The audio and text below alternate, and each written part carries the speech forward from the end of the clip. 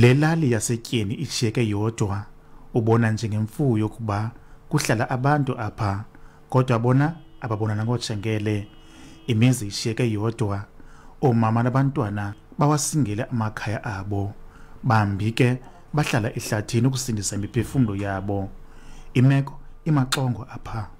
Kubi lapha, siyatshiswa apha, akho ntlalo intle, sihleli kakubi kakhulu.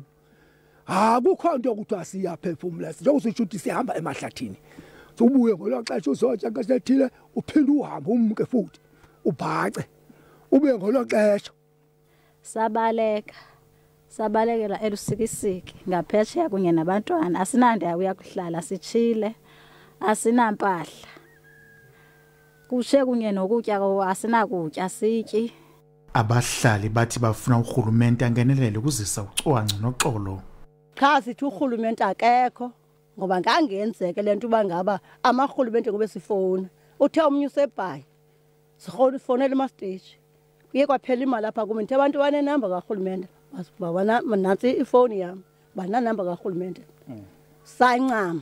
Phambi kokuba umuntu azazi bangaba uzolala ndawoni, adle kanjani, makube khona ukhuseleko kuqala, ngoba mna ndibeka kuqala abantwana aba mabakwazi ukufunda, makungathi kuba thina sohlulakala asakwazi ukufunda okanye nabo basuske bafane nathi, ingaske bangaxhaswa abantwana bakwazi ukuya esikolweni.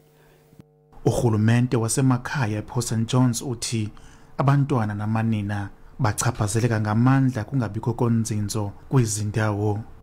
Ngalo lonke ixesha kukhona noba inhlobo nayo ukuphazamiseka kwamakhaya, omama nabantwana basoloko ingabo abachaphazelekayo lonke ixesha. Yona ndibuhlungu leyokuba le meko ayizubonakala ngoku kulwamvila lwayo, luzobonakala kwiminyaka elishumi ezayo. Bonakala ababantu bomi babo buchaphazelekile.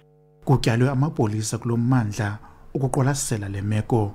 Ndinkululeko Nyembezi weendaba zeSABC ePort St Johns.